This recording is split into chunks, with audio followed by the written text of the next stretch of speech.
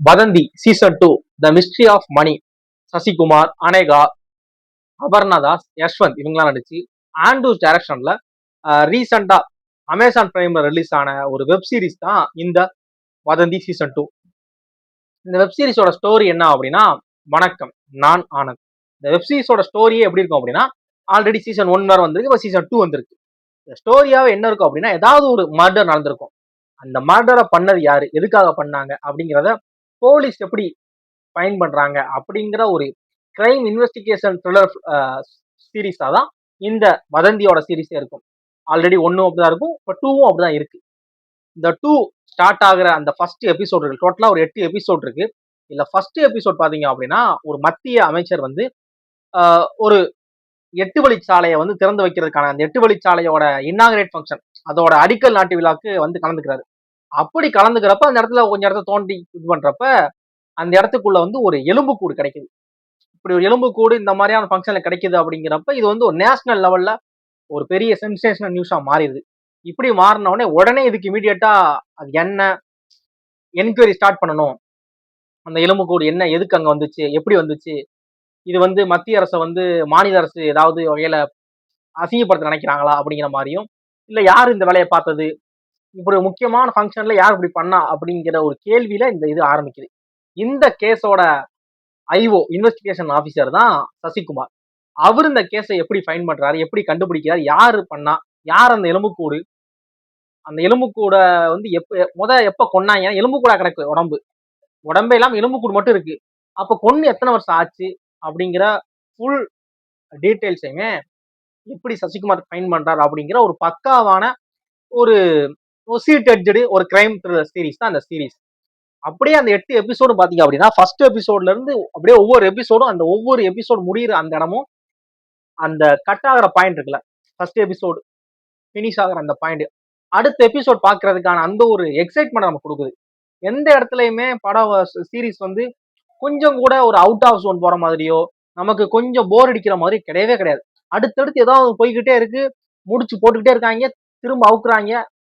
சீரிஸோட ஸ்டார்டிங்ல ஒரு முடிச்சு போறான்னு வச்சுக்கோங்க, அந்த சீரிஸோட அந்த எபிசோடோட எண்ட்ல அந்த முடிச்சு அவுப்பாங்க, திரும்ப அடுத்த எபிசோடோட ஸ்டார்டிங்ல அந்த முடிச்சு அவுப்பாங்க. இப்படி மாத்தி மாத்தி முடிச்சு போறது, முடிச்சு அவுக்குறன்னு சொல்லி ஏதோ நாடா கடையில வேலை வைக்கிற மாதிரி தான் வேலை பார்த்துட்டு இருக்காங்க. முடிச்சு போட, முடிச்சு அவுக்க, இப்படிதான் பார்த்துட்டு இருக்காங்க. கொஞ்சம் கூட எந்த இடத்துலயும் போர் அடிக்கிற மாதிரி ஃபீல் ஆகல. அடுத்தடுத்து அப்படிங்கிற மாதிரி இருக்கு. சசிகுமார், அபர்ணதாஸ், அனேகா இவங்கலாம் நிறைய படங்கள் பண்ணியிருக்காங்க. அப்படிங்கிறப்ப இவங்க ஒரு கேரக்டர் இவங்க கிட்ட கொடுக்குறாங்க அப்படின்னா, அந்த கேரக்டருக்கு எப்படி நம்ம வந்து கம்ப்ளீட் பண்ணணும், எப்படி ஃபுல்ஃபில் பண்ணணும் அப்படிங்கிற மாதிரியும், இல்ல டைரக்டர் என்ன கேட்கறாங்க அப்படிங்கிறது பண்றது அவங்க எல்லாருக்குமே ரொம்ப சாதாரண விஷயம்.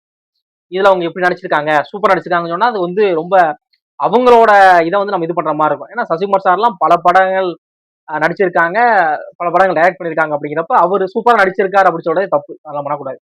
ஆனா இதை யஷ்வந்த்னு அந்த அந்த மெயின் கேரக்டர், இந்த பையனை வச்சுதான் அந்த ஸ்டோரி டெவலப் ஆகுது. இந்த மிஸ்ட்ரி ஆஃப் மணி அப்படிங்கிற யஷ்வந்த் கேரக்டர் இருக்குல்ல, யஷ்வந்த், அந்த யஷ்வந்த்ங்கிற பையன் சூப்பரா நடிச்சிருக்கான். அதாவது இந்த கேரக்டருக்கு அவன் என்ன ஆப்டான ஆளுங்கிற மாதிரி இருக்கான். இந்த படத்துல வரக்கூடிய இந்த கேரக்டர், இந்த கதாபாத்திரம் முடக்கத்தான் மணி அப்படிங்கிற இந்த கதாபாத்திரத்துக்கு இந்த யஷ்வந்த் தான் கரெக்ட் டெய்லர் ஃபிட்டா இருக்கான். ஏன் அப்படின்னா படம் அந்த கேரக்டர் பாத்தீங்க அப்படின்னா, முடக்கத்தான் மணி அப்படிங்கிறது ஒரு மதுரையை சேர்ந்த ஒரு ரூரல் பாய். அப்படிங்கிறப்ப இந்த பையனும் மதுரை தான், யஷ்வந்துமே நேட்டிவ் மதுரை தான். அப்படிங்கிறப்ப இந்த மதுரையோட ஸ்லாங் இருக்குல்ல, ரொம்ப சர்வசாதாரணமா எந்த இடத்துலயுமே அது கொஞ்சம் ஆர்டிபிஷியலா தெரியாம, அப்படி அந்த வரந்தும் போறாம, என்னண்ணே என்ன பண்றாங்க, என்ன அவனுக்கு அது அசால்ட்டா ஒருத்தன் நடிக்கிறான் அப்படிங்கிறது தெரியாம, நான் மதுரைக்காரன் அப்படிங்கிறப்ப இந்த ஸ்லாங் அவனுக்கு வந்துருது கரெக்டா. அந்த கைலி கட்டுறது, சட்டையை ஏற்றி விடுறது, இதெல்லாமே ரொம்ப சாதாரணமா அவனுக்கு நேச்சராகவே இருக்கு. அப்படிங்கிறப்ப அதை ரொம்ப அசால்ட்டா பண்ண மாதிரி தான் இருக்கு. அது மாதிரி நிறைய முக்கியமான சீன்ல அவனோட நடிப்பு, யஷ்வந்தோட நடிப்பு ரொம்ப சூப்பரா இருக்கு. கிளைமேக்ஸ்ல ஒரு சீன்ல அழுகிற அந்த சீன்லாம், அதாவது ஒரு ஃபர்ஸ்ட் இதுல ஒரு பிலிம் பண்ணா கூட அவருக்கு இந்த அளவு ரீச் இருக்காது அப்படிங்கிற மாதிரி. ஏன்னா ஒரு ஒரு பிலிமா இதை கம்ப்ரஸ் பண்ணோம் அப்படின்னா 8 எபிசோட் இருக்கு. ஒவ்வொரு எபிசோடும் குறைஞ்சது ஒரு ½ அன் அவர் இருக்கு. அப்படின்னா இதை கம்ப்ரஸ் பண்ணோம்னா 2.5 மணி நேரத்துக்குள்ள அந்த கேரக்டருக்கு இவ்வளவு ஸ்கோப் கொடுக்க முடியுமான்னு தெரியல. ஆனா இது சீரியஸா வரவும் ரொம்ப, அதாவது இந்த பையனோட போர்ஷன் நிறைய இருக்கு அப்படி சொல்ல வரேன். இந்த யஷ்வந்தோட போர்ஷன் நிறைய இருக்கு. அப்படிங்கிறப்ப ரொம்ப அந்த பையனோட ஆக்டிங்க அவன் காமிக்கிறதுக்கான ஸ்பேஸ் நிறைய இருக்கு. படத்துல வந்து ரொம்ப ரூரலா கெட்ட வார்த்தைகள் பேசுறது ரொம்ப சரளமா சாதாரணமா இருக்கு. எந்த இடத்துலயுமே நடிக்கிறான் அப்படின்னு தோணவே இல்லை எனக்கு. நடிக்கிறான் அந்த இடத்த அப்படியே வாழ்ந்திருக்காங்கிற மாதிரி தான் இருந்துச்சு. நிறைய இடங்கள் சூப்பரா இருந்துச்சு. ஆஹ் ஆஹ் ஒரு அது மாதிரி அபர்ணா தாஸ் அவங்களுக்கும் சசிகுமாருக்கு இருக்கக்கூடிய அந்த ஒரு அண்டர்ஸ்டாண்ட், அந்த ஒரு புரிதல் சூப்பரா இருந்துச்சு. அனேகா சீனியர் ஆபீசரா வரக்கூடிய அனேகா அவங்களோட கேரக்டரைசேஷனும் ரொம்ப இதான ஒரு கேரக்டரைசேஷனா இருந்துச்சு. நம்ம வந்து அதாவது நம்ம என்ன யாரையும் கெஸ் பண்ண முடியாத ஒரு விஷயம் வச்சிருக்காங்க. இந்த 8வது எபிசோட் நினைக்கிறேன். 7வது எபிசோட்ல அந்த எண்ட்ல ஒரு ஃபைனல் இதை வந்து ரிவீல் பண்ணுவாங்க. யாரு உண்மையாவே பண்ணுனா அப்படின்னு. நம்ம கொஞ்சம் கூட அந்த கேரக்டர் ஃபோக்கஸ் பண்ணிருக்க மாட்டோம்.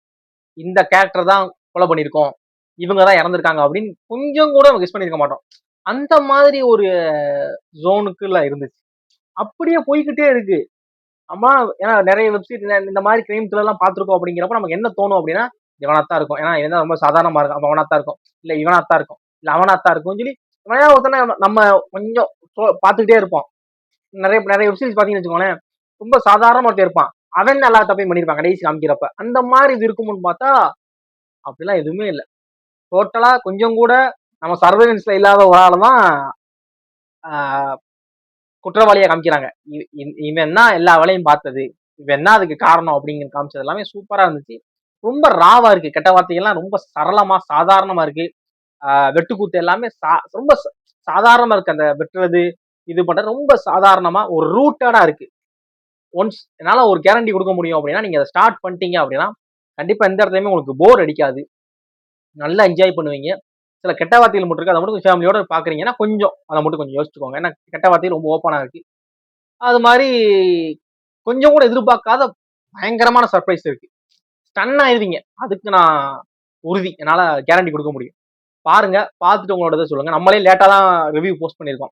ஆகஸ்ட் 7 இதா ரிலீஸ் ஆச்சு. நம்ம இன்னைக்கு தான் போட்டிருக்கோம் அப்படிங்கிறப்ப நீங்க ஆல்ரெடி பார்த்துருந்தீங்களா? உங்களுக்கு இது பிடிச்ச இல்ல யாரோட கதாபாத்திரம் உங்களுக்கு ரொம்ப பிடிச்சிருந்துச்சு? மற்ற விஷயங்கள் என்னென்ன அப்படிங்கிற இந்த நம்ம வீடியோ கீழே கமெண்ட் பாக்ஸ்ல கமெண்ட் பண்ணுங்க. நாளைக்கு இன்னொரு நல்ல வீடியோல சந்திக்கிறேன். தேங்க்ஸ் ஃபார் வாட்சிங்.